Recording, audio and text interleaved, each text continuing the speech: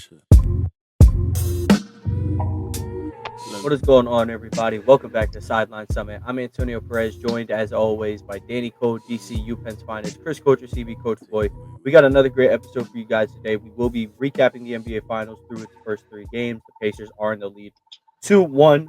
That doesn't put any of our predictions to rest, but certainly not what we expected, and we'll talk more about that. We'll also go through some NBA rumors. Giannis is apparently staying put. Kevin Durant has several trade destinations, and the Knicks just want to go for coaches that are under contract. We'll talk all about it later. Before we get into any of that, I want to remind you, leave a like, subscribe to the channel. If you're listening to this on audio, make sure you leave a like, 5-star review, download the episode if you enjoyed it, of course. But let's get it to Danny for Summits and Plummets. Yeah, my plummet is something decided to attack my immune system last night. I don't know what it was, but I feel a little bit better now, but still lingering. Quickest recovery time. Did you have to let it linger? Did you have to? Did you have to? Did you have to let it linger? Can't go too much longer. You're gonna get copyrighted. Sound too much like the original. Facts. They're saying if I did it at karaoke, they would think I'm actually there if you weren't looking. Amen. That's what they're saying. Who is they? I don't know, but I've just been saying they've been saying. The streets. Yep, I say it's the streets. You just point into the streets and nobody cares, nobody knows, nobody can find out. It is the streets. And yeah, it's June 12th. That's a crazy date. I don't know. I'm confused at how it's June already. So not really a summit or a plummet, but more of a. So the Earth spins, right? Yeah, I know. 24 hours. Well, Prince type beat.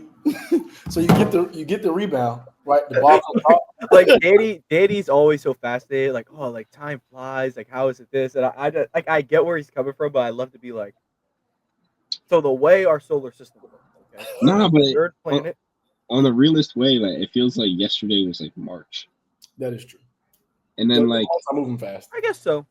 And then like we had Taylor Jenkins on a year ago. It's true. Crazy. Yeah. Feels like yesterday. And now you're fired. And his team's maybe he coached up the joint.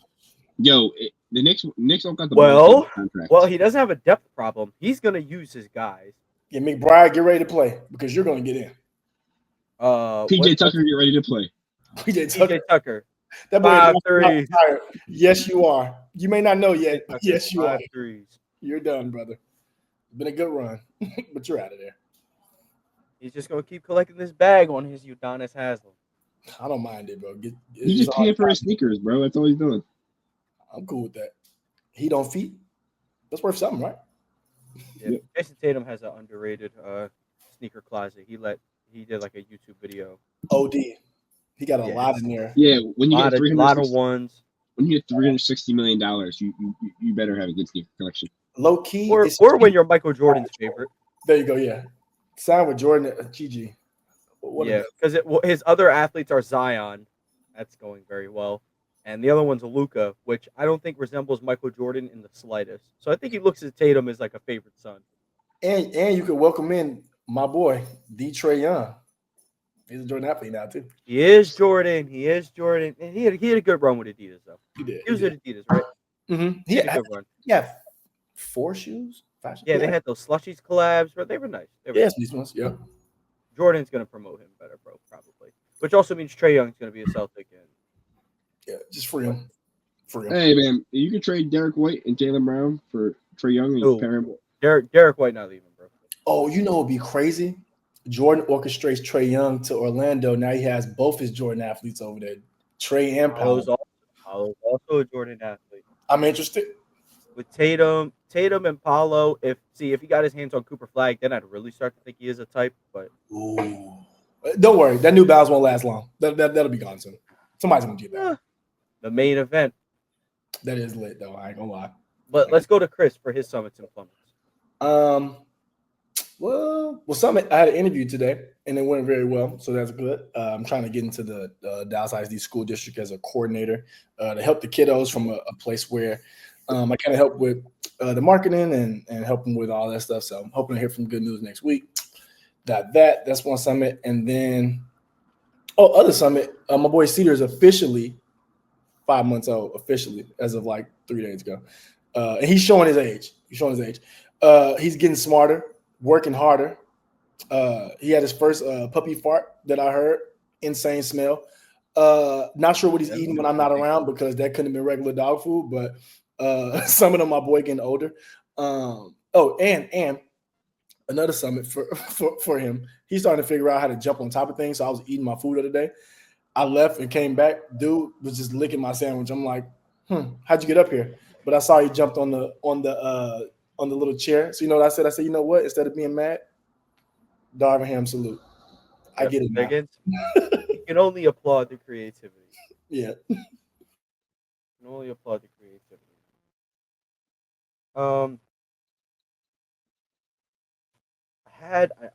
There was definitely I had something for someone. Summit of probably my year, Page 35 ball last night. Oh my God, she had this one. She, dribbles under the basket and took probably the longest possible way to turn around for this fadeaway. Nasty, so nasty. Of course, they lost, but we're not worried about that. Paige had a great game, so that's definitely Darvin Ham salutes. My plummet. We're gonna stick in the WNBA. Veronica Burton needs to count her days. I was 1-3 from her away from cashing out. It was over 3. This is ridiculous. Kelsey Plum got her job done. Everybody else that needed to hit, and that was just crazy. So it's definitely a breaker. Complete side note to the Summits and Plummets. I don't know if y'all saw the you know how they make the Halliburton jokes about Halliburton? Yeah. They said there was a Netflix documentary about Osama bin Laden, and they used to call him the Pacer because he's a pacer on the yard. I watched that. First of all, if you haven't seen it, that doc is really good, but they definitely open it up like that. Like, yeah, he used to walk around so much. They call him the Pacer, and I was like, you know what? I get it now. I understand it now. I get it. See, now that confuses me. If they had footage on him walking around and whatnot, what took him so long to air him out? They can't just airstrike him. Huh. I'll be damned. Good thing I'm not president. GG would have sent the strike immediately. They weren't trying to kill innocent people. I'm not trying to get political, but I can promise you, every U.S. president that's ever lived does not care about that. So they care a little bit. They do not. Even Obama, who's like he's the one that did it. Yeah, he's every liberal's darling. He is drone strike man. Drone strike man. Yes, he's drone strike man. Trump's drone strike man. I don't have the numbers on Biden, but I'm sure he's drone strike man for oil. Is he Little Rocket Man? Little Rocket Man. Missile with a switch, man. But let's move to the real suspect Pacers. himself. Yes, let's move to. Is it the real Pacers or is it the same person? One must ask. But let's talk about the NBA Finals recap so far. Through 3 games, Pacers won the first game off the Halliburton game, winning 2. Second game, the Thunder showed. The Thunder made a good appearance for net rating FC, and then Pacers made a huge fight back for eye test FC in Game 3. I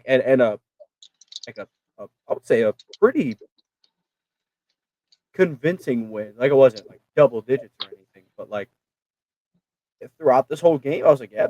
If anything, the Thunder have to match their punches. The Pacers were going at them real strong. I'm gonna go to Chris first. Who has stuck out to you the most during this series so far, good or bad? Well, I would say 2 people. Dagno, for one. I think he's been late on adjustments and too early on adjustments as well. And the person who I said was going to be the X factor, Chet. He'll give you a good 2 quarters, and then he'll show his strength is on 25 for the next 2. It's just he's so important in what they do because they don't have a lot of really aggressive drivers. They have two really in real life. And Chet's got to kind of be that. And I think he's been doing pretty good, but it's just stood out of how important he is. I think that's why I said he stood out. His importance is so monumental to the Thunder. Because even yesterday, when he was going, when he got the train going, they were up. When he slowed down and stopped getting touched, even though J-Dub had it going, the Pacers made their way back. And there's other reasons, Ben Mathurin, obviously, McConnell, obviously. But at the same time, I think it just kind of shows that, yes, Shea is the engine. Obviously, we know that. Chet may be the most important. So I think that kind of stood out to me. And I think Dagno probably got a little scared and then kind of showed his hand a little bit. I wish he would have kept that adjustment for if this, if they needed to do it. But now it's like, got to make an adjustment to the adjustment early. So I say that's probably what stood out to me the most so far. Yeah. And speaking of TJ McConnell, I don't know if have you seen all those Sixers edits of Over My Dead Body to TJ McConnell where they do for LeBron? I think you're on mute. Yeah, I think you muted. Yeah, okay. My fault. I was spitting, I promise. I was saying, I think you're the only person who's seeing that, considering Man, the Sixers fan here. No, I'm just a TJ McConnell fan, man. Here we go. Yep. He said, "Here we go." No, I am a Sixers fan, but I'm saying I am a TJ McConnell. I'm just like, I do like TJ McConnell. Every Sixers fan likes TJ McConnell. I can't lie. I don't know anyone who doesn't like TJ McConnell. Just I can tell you this though. He plays the game the right way. We all watched the game last night. Would you be mind boggled if I told you TJ McConnell only played 15 minutes? Yeah. Like he felt like he had his hands on the ball for like 40 minutes. Like the first person to ever have 10 points, 5 assists, 5 steals off the bench. And he went 3 for 8. He didn't necessarily shoot well either. But 5 steals off the bench is crazy. Yeah, 3 of them were inbound passes. One of them, Caruso just tried to throw it over. I have no idea what that Caruso pass was, bro. I yelled at my TV. I said, "Bro, what the bad word?" I could not believe that, dude. It didn't make sense. Because who was he throwing it to? He wasn't throwing it to Shea. J-Dub was up the sideline with somebody guarding. What are you doing? How much did he? Let's check his account. Let's see what he had. Did he have Pacers money line? Because what was that? Yeah, it's real buff, especially being the game 2 hero, I guess you could say. He didn't necessarily, have his best performance yesterday. Hit 2 threes, but otherwise, stats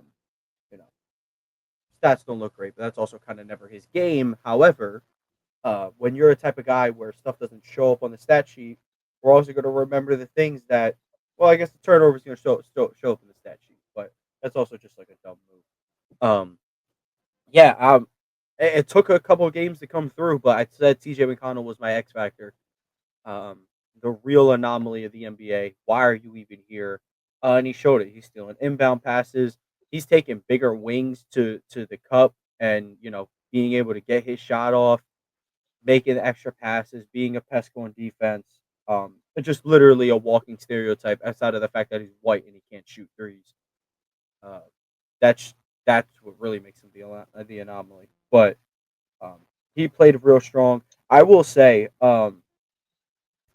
I think another thing with Dagnall, like you said, he's coming off 2 games. So game 1, he plays Aaron Wiggins 9 minutes, and they lose, and he was a +6 in those 9 minutes. In game 2, they gave him, full 21 minutes. He had 18 points. Not saying that's replicable. He only plays 10 minutes in this 3rd game, and it's that's where I feel like he's getting that's a little Tibbs-ish, I guess you could say. Where you're not starting to trust some of your deeper bench guys that have helped get you here, guys like him, Isaiah Joe, Kenrich Williams. I mean, truthfully, he's not even trusting Hartenstein that much, which I'm not mad at just because of the way Pacers play ball. But, I just think he should. I think Carlisle is just starting to throw guys out there, and it's making Dagnall feel like he's, reverse psychology. Like it's almost like he's in his head at this rate. Let me ask you guys, if you had to give a Finals MVP for the series so far, doesn't have to be on the Pacers, considering they're the winning team at the moment. Who would you guys pick?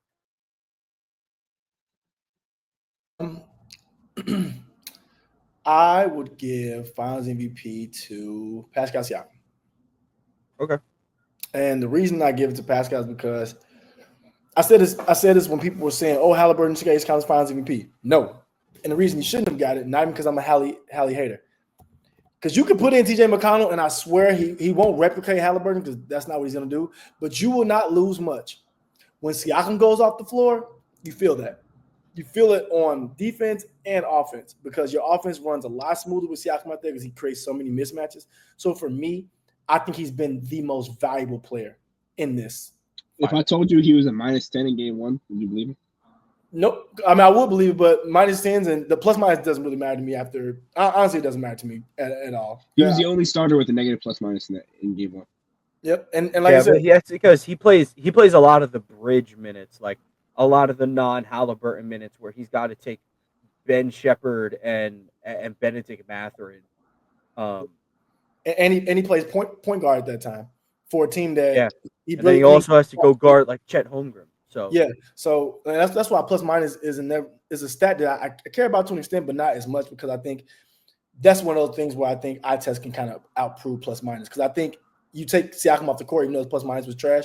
Who do you replace him with? And I'm pretty sure they probably damn near are in more trouble just because I think, like I said, Siakam's so versatile on offense and defense. Like I'm not sure many other fours who could comfortably guard Chet and then go at him on the other side or go at a J-Dub or go guard a J-Dub, so I look at it. Yeah, for me, go ahead. Shea. I think Shea's still gonna win the Finals MVP. Dropped 38, 24, 24. He's playing. He just plays what he's been doing the regular season. It's like he won MVP, and he's doing what he did to win MVP in the regular season during the series. Just unfortunate game 1 loss, and they got outplayed last night in the fourth quarter. Yeah, I was going to say Shea as well. I mean, we've played 12 quarters of basketball through this series, and he's had one bad quarter, I would say. Unfortunately, it was last night. He was not Fourth very quarter good last night. Fourth quarter last night could be the biggest game in the series. But I still think he's been phenomenal. Game 1 was a masterclass. Game 2 was, I would say, even better, even though he had less points. Um, he's just it's so good to see because guys that command a lot of attention, drive a lot, get to the free throw line. Guys like him, Brunson, Harden in the past. Um, those are all guys where it's like, oh, this won't slide in the playoffs, and then it slides in the playoffs because it's not a matter of ticky tack fouls. It's just like they're smart. And Shea, I would say, especially through this series, while he has shot and while he's taken 26 free throws already, there is big majority of the time where he's not really looking to get to the line, which I think he should do more. But there are times where he just got like Benedict Mathurin on him. He's like, you know what? Let me have this dance. Or I have Nemhard on him. You know what? Let's let me rock you to sleep, and then we're gonna pull up on this 18-footer. So I've really liked. He hasn't changed his game. So he would be my MVP so far. Um, I didn't get to answer who I thought was most shocking so far. Because TJ, I know TJ's a GOAT, so this is all to be expected. What a monster. Benedict Mathurin, not even last night, he is giving you, I don't want to say great defense on Shea because it's not possible. No one in this league is capable of that. But the Pacers, I would even say as a group, they're all just giving him something to work with. They're all throwing bodies at him. Nembhard's going at him sometimes. Even Halliburton, when he gets switched, he's giving it his best. It ain't great, but he's giving him something. But I think Benedict Mathurin, his athleticism, his size, he's gotten to the line 19 times this this series. That's absolutely wonderful, considering that Siakam is really the only one giving great rim pressure. Well, and TJ McConnell, but the only guy with real minutes giving that rim pressure. So I just wanted to shout out him real quick. We'll forever remember last night's game as the Benedict Mathurin. It was the Ben Mathurin game, and I want people to know I was here early, and people called me crazy when I said he has the same. When I say this, please don't look me crazy. He has the same build and skill set of Anthony Edwards. People looked at me crazy.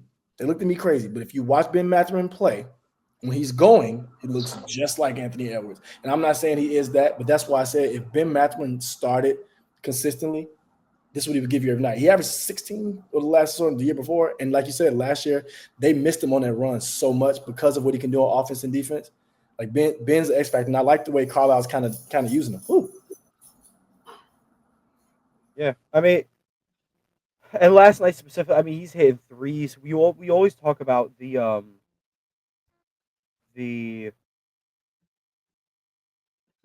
how do I put it? Like the athletic scoring upside guys like Jalen Green, Anthony Edwards, Jalen Brown, Benedict Mathurin. Um, these are it's like a prototype of guys who their scoring relies on their athleticism, and how you grow the rest of your game will determine how your career will look. And with Mathurin, I think you are right to an extent where I think he kind of falls on this little seesaw where he's got a little bit of a bag and he could shoot a little bit. So maybe he teeters towards the Anthony Edwards side, but there are times where he does think he's Superman and he teeters towards the Jalen Green side. Um, where I think he could personally land, where I think his max ceiling could be with given enough minutes, is Jalen Brown. But um, it's time will tell. I do agree those traits, the way he moves, it's like Trey Man moves like SGA. I'm not saying he's good as SGA, but they move similar. Um, Like Ben Mathurin, the way he takes contact the bucket, like those buckets he was getting at the rim yesterday, you have to have ridiculous amount of upper body strength, body control, all those intangibles that all the greats have, and he shows it.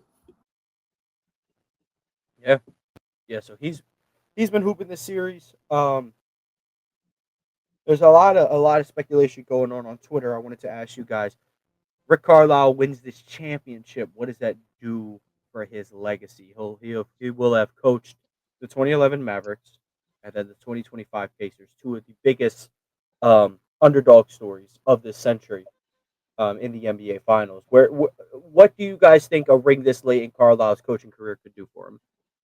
I don't think it really does anything that we don't know about him, but it just more as legacy. Um, it's not teaching you anything about him. Honestly, it's confirming that 2011 wasn't a one-off. That he is this great coach, and I think that's pretty renowned and known in the NBA community. So, yeah, I think Carlisle's ring probably puts him top 20 coach all time, if he's not already. Yeah, I think what it solidifies for me is that he's a riser, like the opposite of Doc Rivers, in the sense of like if you have Doc Rivers, if your team is good already, you're probably going to stay pretty good. Like you're going to be around the same place. And I think for Rick Carlisle, you can give him a team, like a team, not just a superstar, but a team, and he's going to work and get the best out of them. I think it's similar to 2011 in the sense they're outmatched or overrated or underrated or feel like they're the underdog, but he has the coaching edge. And I said that before we started in the series of like, if there's any edge I give or anything, it's the coaching edge. Carlisle to Dagno, this is what I'm saying. I think it's just he knows which buttons to push, and he knows how to get the best out of his team and how to get the best out of each player individually. I think that's different. I think Dagno knows how to get the best out of individual players, but just as a team, I'm not sure he's there yet, which I think he can because he's still young in his coach career. But I think Carlisle's very experienced in both. I think it's just showing. So for me, it just solidifies that Carlisle's an actual elevating coach. And no matter how you slice it, I think to Danny's point, he's easy in the top 20 of all time if he pulls this off. Like I said, the run to get here was crazy. They'd have to go through the Celtics, which I think would have made it all time better than that Mavs run, just because they had to get through the healthy Celtics. But I think it's up there with one of those very, very tough championships to get. Yeah, I just asked ChatGPT. They have Carlisle at 13. I'm cool with that. That sounds about right. You'll never guess where Frank Vogel's at. He's at 20. Why? Because he coached a championship. I should air you out for what you asked ChatGPT the other night. I asked ChatGPT everything, and I don't really talk about that. And this is why you are the way you are. So, anyway, let's keep talking about the series. Yeah. I didn't give a thought on Chet yet, though. Chet came through in game 2 when I picked him for 15 points, but otherwise he has just not been with us. This series, he's you're getting worked by Miles Turner. That's kind of hard to do. Miles Turner, very solid center, but it's just you're out there because of the pace of play and whatnot. But like, have you ever considered Hartenstein might deserve some of those minutes? Um, it's I don't think it's entirely ridiculous. I don't think the Pacers are out here destroying Oklahoma City in transition to the point where it's like Hartenstein is unplayable. Um, I don't know. Of course, you got to rock with Chet. He's one of your franchise cornerstones. I feel like you kind of don't have a choice, but um, he's just been brutal. He's just been brutal outside of one game. It's just not acceptable. Anything else you guys wanted to add on at the NBA Finals? Anything else? No. Make our predictions. Rest of the series. See if anything's changed. I'm still Thunder in 6. Yeah, I finished 6-2. Have no I'm change. going, I'm going Thunder in 7. Ever since the NBA moved to the 2-2-1-1-1, 2 home games, 2 home games, 1 home game, 1 home game, 1 home game format, the lower seed in the NBA Finals when they've gone up 2-1 have never won the series. Wow. The latest edition of that, the Boston Celtics, they were the lower seed to the Warriors. They went up 2-1, and then Steph Curry decided he needed ring number 4 and told those kids stop playing. Yo, question. If the Thunder go down 3-1, can they pull off a 3-1 comeback? I mean, they could, yeah, absolutely. I don't know if I'd pick the Pacers to lose 3 in a row at this rate. But the Thunder can absolutely do it. You have 2 of the 3 games at home. Um, you are on paper, and the statistics say you are one of the best teams of all time. So Yeah. they could do it. They could The do it. I don't know Thunder, if I picked them to do it, but I'm picking them to win the next 3 games. So the Pacers haven't lost back-to-back games since the mid March. yeah, and to leading up to this point, I mean, no one can really be shocked at what the Pacers are doing all too much. They have been the best team in the East since the calendar year turn, record wise at least. So can't be too bad at it. Okay, let's get into some NBA rumors. Relatively short episode today. Let's start with the Giannis one. Apparently, Giannis is staying in Milwaukee. Do we think this is a good move, bad move? Is this a chess move to get them to try to trade for somebody or get him to, I don't know, get the Bucks potentially a higher trade package? What do we think about this? It's a leverage move, I think, for a trade package. To say they're not Chuck fan. When your 36-year-old point guard tears his Achilles and your best player is about to turn 30, you get rid of him. You say we really can't win an NBA Finals. If you look at the way the Pacers are built, look at the way the Thunder are built, look at the way the Celtics and the Cavs are built, this Bucks team cannot compete. And I don't think the Bucks team could compete with the Knicks. Well, I don't know why. I don't know why you left the Knicks out of those first 3 because I mean the Knicks. Knicks And are the second best team in the East this year, according to how the playoffs rock out. yeah, I don't think they were in reality, but the playoffs it's a different story. You can think what you want. They were the second best team in the East this year because they lost in the conference finals. Yeah, that's fair. Anyway, nonetheless, the Bucks have a decision to make, and keeping Giannis is the wrong one. Unfortunately, I don't know what they could do to make this team a competitive championship, and they're slowly becoming the Sixers, where they have a star player, except Giannis plays, and the rest of the team sucks around him. Well, Embiid sucks too, so hope that helps. But I didn't say Giannis sucks. No, I'm just saying they're not alike because Embiid is the one that lets everyone else down. In the playoffs, not the regular season. where it matters. You're not wrong. I can't say it though. Chris, what do you think about this? I think it's an image move, just in the sense of Giannis has always been looked at as loyal and stuff like that. And then the trade requests don't have to come from him; it's going to come from the media, and we know how that works. It can easily be you got to get Giannis out of there, and they're going to put the pressure on him, so Giannis have to do it himself, save his image. And Giannis is at the point where he's already got a championship, he's got the MVP, so like he just wants to get more of them. So it's in the time now where the city of Milwaukee is going to respect him for what he did for them and brought to them. So I just think it's an image move. Honestly, I think it's just to make it look better. Like I said, I'm not even sure Giannis wants to leave, dude. I'm not even sure he wants to leave. I'm sure he wants people to come there. I'm sure he wants that. Like I'm sure he'd rather a D Wade. You know what I'm saying? Where D Wade was in a sense where like I don't want to leave. LeBron come to me. I think that's what type of place he is. So that's kind of what my thought process is. Right? I think it's like an image move and a thing to get people to more so come to him since they're gonna have a little bit of money off the books outside of Dame. Yo. Yeah. If they could get KD, I don't know what the package would be. If they had any assets worth anything, but they're not taking Bobby Portis. You'd have to trade Giannis. That's the problem. Yeah, and I'm not taking Bobby Portis or one-legged Dame Lillard. I'm not doing it. I'm not signing Lopez. What are they going to do though? Like, what are they going to go get? Like Bradley Beal, Paul George?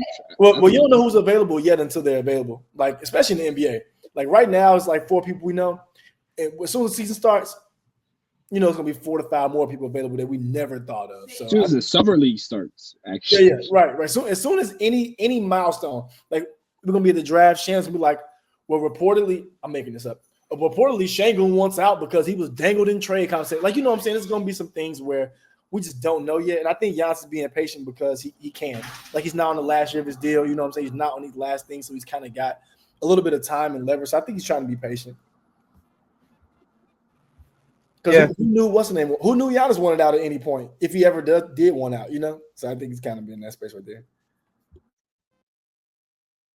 I think there's a there's a player in Boston that could be really good for the Bucks. And for the small price of 2 first-round picks, I'm willing to give him up. What, Peyton Pritchard? Drew Holiday. Oh.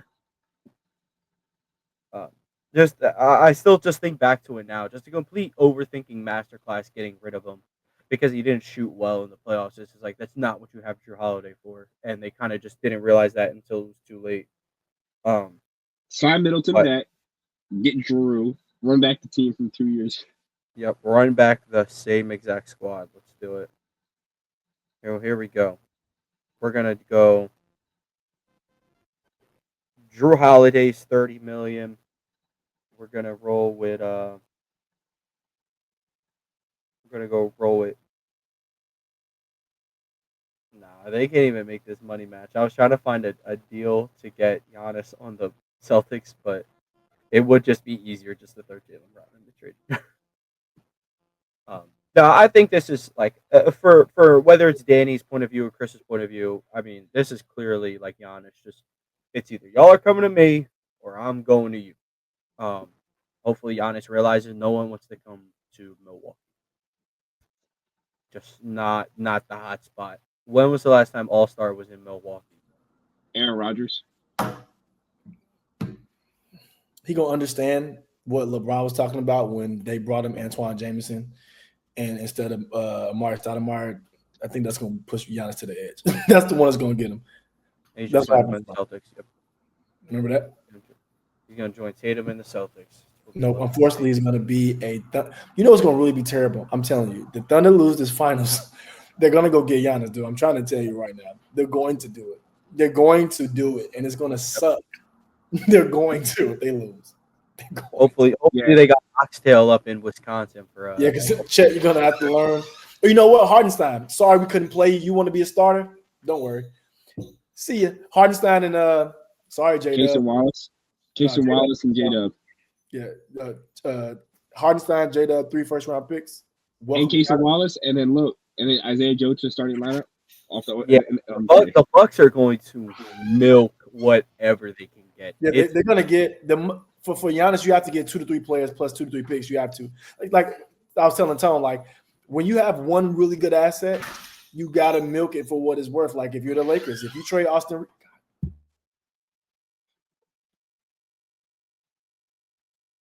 like if you trade Austin Reeves, you have to get a lot for him. Like you have to. Yeah. Like Giannis, you gotta milk it because nobody's taking. Yeah, but if you're the Bucks GM, you look at Sam Presti, he's like, all right, so I'll give you these 3 first-round picks. First of all, Mikal went for 5, so let's start there. Second, I know you got more than 5 first-round picks, so keep coughing them up. As a Sixers, would you give up Maxey for Giannis? No, but I just trade Embiid and start over. I don't think they would want Embiid. They might. I mean, if you How offer you just Embiid give him up to anyone else and build around either Trey Johnson and Maxey or Ace Bailey and Maxey. Which, yeah, as of lately, this is a complete side note. Really, really, really like Trey Johnson. I heard It's getting to the Sixers are gonna point go where away I think Trey is starting to lean closer into that Ace territory for me. I think he's kind of separating himself from BJ, but I could just be over. I don't know. I'm obsessed with Trey Johnson as of late. That's fair. Ace Bailey really hasn't shown anything except for upside at this point. He's pretty raw. I mean, he's clearly the best, at least the best or second best scorer in this class. Yeah, he's very raw. He doesn't need the ball in his hands to develop over time, too. I don't really think so either, because I think Ace Bailey is absolutely the best in this class when it comes to between 0 and 3 dribbles is the absolute best at scoring. Does not need a lot of time with the ball. That is true. I just feel like one dribble pull up. He's 2 quick crosses into his stuff. He's real efficient with the ball. If you force him into a Tobias Harris role on the Sixers at pick 3, it's not a great situation for his career. Yeah, hence why you trade the big oaf who's taking up like a $70 million and start over. Yeah, I think for Ace Bailey, I think what people got to understand about Ace Bailey, a lot of these players come out of college now, especially the scorers. College isn't made for them. Like that's why college isn't made for any NBA scorer because you have to play in a system, you have to share the ball, you have to do all the things you don't have to do in the NBA. So I think guys like Ace and Trey Johnson, they'll look even better in the NBA because they'll have that freedom of movement, they'll have more spacing, they'll have better players around them. So I think for the Sixers should trade out of 3 and get off of Paul George any way they can because I don't think it's any guy in that top 3 that just you have to get right now because you're not moving Embiid, even though I'm pretty sure people think they should. They aren't. So I think at this point, you got to move off of 3 to do that. Yeah. Let's move on to this next rumor. Kevin Durant. There are trade destinations for the boy. New York, Miami, Houston, San Antonio. What do we think about the landing spots for Kevin Durant? What's your favorite? What's your least favorite? What's a sleeper that wasn't mentioned? My favorite is the San Antonio Spurs. Yeah, that's probably my favorite too. I've seen a potential trade is Paul George and pick 3 to the Suns. Sixers get pick 2 and KD to the Spurs. The Sixers get pick 2 for what? No. They trade George and their 3rd pick just to move up 1 spot, essentially. Oh, like a 3-team deal? Yeah, 3-team deal. Yeah. And PG goes to the Sun. I think I see what you're saying. I think I see what you're saying. I think I see. Hell no. I'm not moving back 1 spot and taking Paul George. Hell no. Well, no, it's that the Suns are moving back. I think that's what he's saying. It's the Suns are taking on Paul George's contract, but they're trading KD and receiving the 3rd overall pick, which they don't have. It's what the Sixers have. So the Suns they're getting the 3rd pick. Yep. And Paul George and losing out on Kevin Durant. Yeah. No. Way better packages you can get. I mean, insanely better deals you can get obviously without having. What's the more to it then? I don't know. I'm not an Okay, then NBA what are we GM, talking about? You don't have all the trade details, and you're bringing up this bogus ass trade. I mean, I saw. Get it out of your I'm not- head. No one wants that damn contract. Yeah, unfortunately, Danny, y'all gonna have to play that. Y'all Take gonna have to play Paul that. George out of the damn trade machines. Nobody wants his bum ass. Well, your best chance, honestly, is a swap with Bradley Beal and getting a year less. I think that's actually like something that could happen because you take him on. That's the only real feasible thing I could see happening. Just I because wish the NBA was like the NFL. We could just cut them and eat the dead I'm money. so happy the NFL and the NBA. I'm so happy that they're so separate. Only because I think the NFL do people so bad. Like, bro, you They can do, be bro. good for 8 years. Year 9, sorry, brother, hit the road. Go find a new place to go. But I think the only thing for PG is like, if he was 32, he's gonna be 35, and his body's 46. So it's like only thing I can really see is a contract backloaded. and that's what makes it rough as well. It's Daryl Morey might have just he sold. Daryl Morey's a liar. Daryl Morey's not a good GM. James Harden said that with both his hands. Never together. has been. He's never have literally all the Rockets' success can be pointed to James Harden and him. I guess trading for Chris Paul is probably his best move, but yeah, he's bad. Chris, what's your favorite spot for easy money sniper? For the Kevin Durant For Slim favorite spot.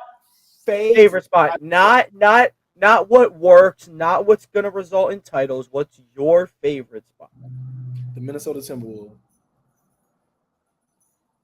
Anthony Edwards would agree with you. Because I would be there. And if they don't have to give up Jaden McDaniels, Anthony Edwards, Jaden McDaniels, Kevin Durant, Julius Randle in Saginaw, Michigan somewhere, I don't care where he goes.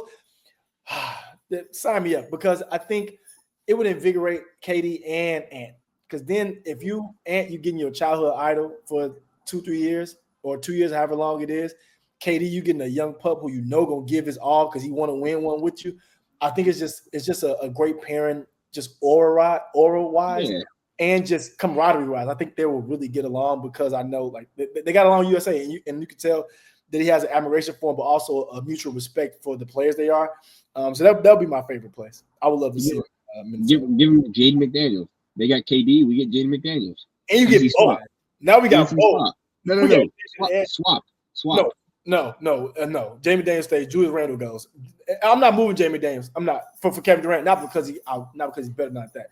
I'm getting off of Julius Randle. I'm not having. What are you trying to do? Randle and Dante and some picks. The next No, picks? you don't even need that much. Randle's already making 36. He opts in. You need one other. Player wise though, like you needed some assets for KD. Kevin Durant not 31. That boy's gonna be 36. You ain't just trying to give up Paul George for some chips. And you got to give him 120 million too. You got to give him 120 million. So I think that takes it off, takes a little bit of the price down, which is why people were saying like, oh, the Spurs could trade 2 for Kevin Durant. That would be literally redacted. There's no way you do that. 14 Harrison Barnes and like Sohan is as far as I'm going. And I know Champagne. No, Champagne got to stay. You need a good role player. You got or go get his brother. But yeah, that's my point. Like, I can't give up too much, even though KD's top 10 player of all time in my book. I'm not saying everybody else. In my book, and me too. It's hard to give up so much when you probably getting 2 years max from him, and you got to give him 60 million on top of that. That's my only thing. But I'm with you to your point of getting up the assets, though. But I think you try to find a way to give up the lease. That's fair. Yeah, I can tell you my least favorite spot. I really hope he doesn't end up in Miami. That would suck. Yeah, I kind of don't love that either. Yeah, that team probably wouldn't make the playoffs. My favorite spot is the Lakers. Austin Reeves, make the money work. Your favorite spot is the Lakers? No. I said my favorite spot already. I was kidding. Well, if it gets Rui off my team, I'm down. Rui, Reeves, Dalton Knecht. Reeves got to stay. You know what you get? You get Rui, Maxi Kleber, and Gabe Vincent, and a 2031 first round pick. Send it. Money don't match. You mean they could just give up Luka? 18, 11, 13? I mean 18, 11, 14? If they give up Luka, they could probably get some picks out of it.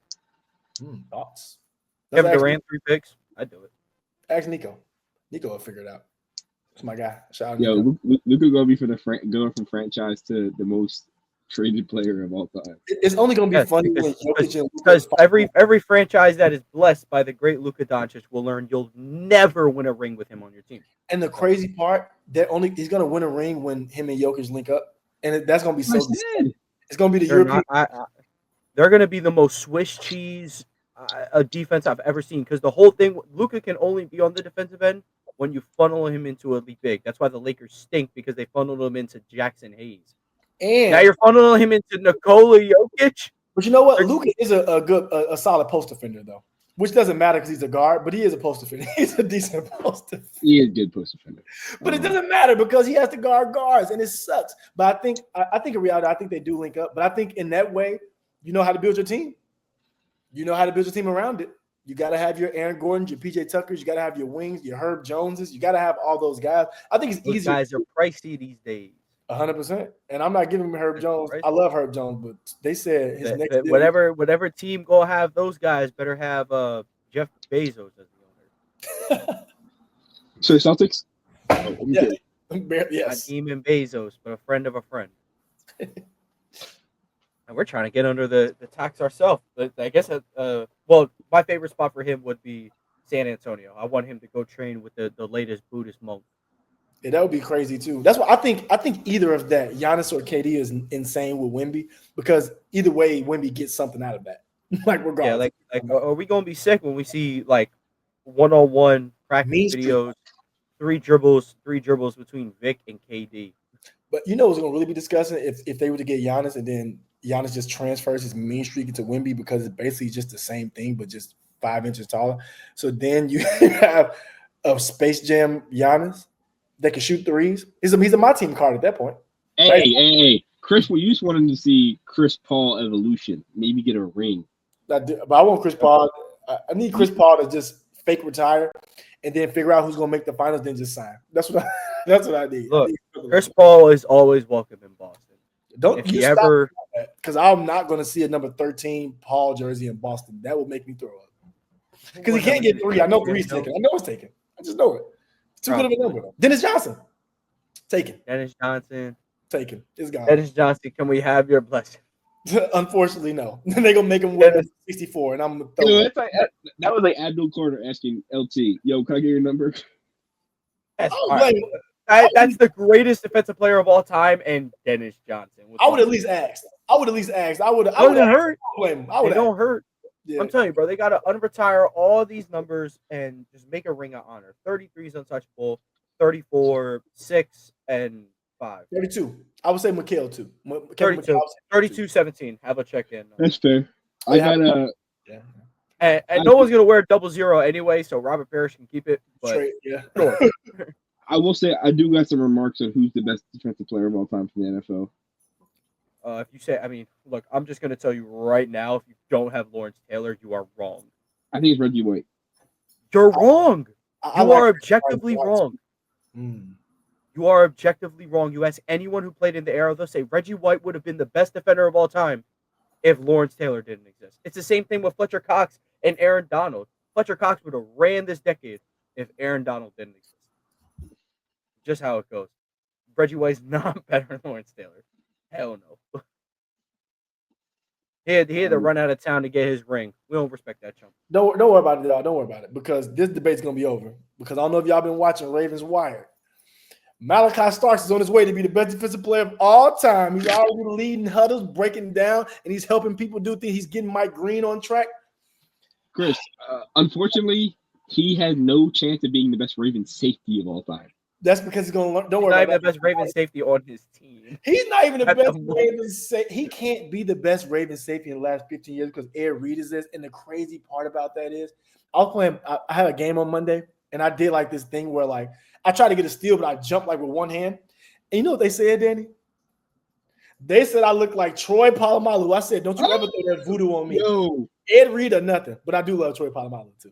Yo, them two were some of the best, man. I miss it. Pro Bowls with them two on the back there. And Ray Lewis in the front with James Harrison. Yo, don't sleep with Eric Berry. Animal, dude. Eric Berry. Dude, it was some beast. But we're not talking about Eric Berry in all-time safety talk. Don't you disrespect the Eric Berry, Tone. Don't you disrespect the Eric Berry's my guy. I damn near wore 29 just for 1 year because that's how much I rocked with him. I kind of hated how much I like Brian Dawkins too. Brian Dawkins is my guy. Yeah, Ronnie Lott's the best safety all time though. Over Ed Reed? Yeah, I'd rather have Ed or Troy. But Ryan Lott was crazy though. I don't know. The top 5 for me is some form of Ronnie, Ed, Troy, Brian, and then probably Paul Krause. Let's hear it. Yo, don't sleep. Paul Krause is one of them ones. He said He was safety, I think, interception leader, right? He might be. But I mean, yeah, I guess that could get you in there. Yeah, I guess that gets you in the conversation. I know we're talking about NBA rumors, but I have a question about Paul Krause is interception leader all time out of all positions, 81. 81. She's just saying he was just getting hawked on, and QBs were bad. Streets are saying Reed Blankenship's better. Yep. GG. Shout out Reed though. First year ship. Def. Don't worry though, we back. Malachi and Kyle together, and then we getting Jair. The whole crew's back together. Jair's gonna probably be an Eagle, and that's gonna make me throw up. I'm actually not gonna watch football. I'm actually not going to. I got a feeling Jair or Jalen Ramsey are gonna be an Eagle or Raven. One of those two are gonna be one of those two, and I'm gonna throw up. We'll find out how much was false down in Miami, because if Jalen Ramsey comes to Philly, that means he's always rock with Fangio. Yeah, we definitely need a corner too to Quinn Mitchell. So hopefully one of those two buddies want to come take a look.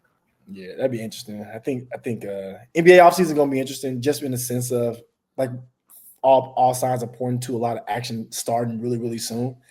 So I think NBA is gonna be very interesting too. I want to see who makes a splash, knowing that JT is probably out for next year, and that the Celtics are doing some restructuring. Like I wonder who's gonna make a move, whether it be to take a step back and step forward. Like I'm really interested to see. I'm looking at the Magic, dude. I'm looking at the Magic. I'm looking at the Cavs. Those two teams I'm really, really looking at. Well, Darius Garland's going to miss the start of the season, so I have to assume that like teams are kind of looking at that and they're like, I don't know if I want to trade for an undersized defensive liability. So they go to the other side of the East and they go get Trae Young. Even better, undersized defensive liability, but better. But has aura and a Jordan contract. Exactly. Send that brother to Orlando. I need the new pinstripes with Mr. Young's name on the back. Yeah, but if I don't get Trae or LaMelo in Orlando or Anthony Simons, who I've been talking about for a year and a half to go to Orlando. Here's my only thing with Simons though. It's like, because I heard kind of the same thing on Numbers on the Board. It's like, why go for Simons when like the peak of the powers at the guard position are so hours up the road? Like, you know, it's like, okay, Simons would be cheaper. You could find out what the offense will look like with an explosive guard like him, but it's like, why not just go in right now? Because if you have to go another year, and let's say Jalen Suggs isn't who he, like 2023, 2024 Jalen Suggs, that's not real. That's not who he is. If you have to go through more years like that, no one's going to want that contract. So, yo, chips on the table now. Him, Jonathan Isaac, couple picks. You know, I don't know how really it would go down, but LaMelo or Young on my team with Paolo Banchero need that immediately. And you get to keep Franz too. I feel like in one of you probably get to keep him. That I think they need to go get a star guard for Paolo, in a sense of let him really go focus on being JT, points and rebounds, and then make the plays when you need to, when you're the primary ball handler, but don't make him be that when you have a pseudo point guard. Yeah. And they always like, if you get LaMelo, then you don't have to worry about spacing, bro. He'll just take 15 threes himself. It won't even matter about spacing, because while they're getting to the spots, the shot is already up. So it doesn't worry about the space. Just go get the rebound. Exactly. As good of a passer as Melo is, he is the modern day pass. Just get the rebound. Yeah, just get the rebound. Get off the board. Get off the board. Get out the net. That's your best outlet pass from me, brother. Anything else we want to talk about before we get on out of here? I know we touched on Paige Beckers, but 35-6, first game back from a little time off. All I'm saying is Vince Carter type beat. I pray for times like this. I pray for times like this. Yo, all I gotta say is WNBA players gotta start bringing this into the league. I want a girl to do a nail celebration, like something like that, like blowing their nails. I think okay, all right. I think that would be heat. Why'd you? Why's that fire? Why did you cook with that? That's so fire, right? Why?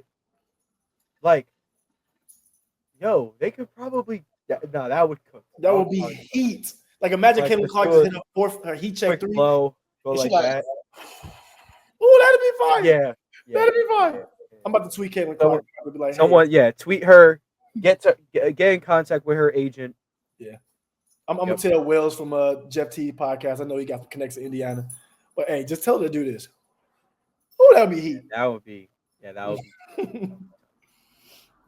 thank you guys for tuning in. Again, if you're watching on YouTube, leave a like, subscribe to the channel. If you're listening on audio platforms, leave a like, 5-star review, download the episode. AP New Freezer, coached by Migos DC Comics. Thank you guys for tuning in, and we'll catch you guys at the end of the series.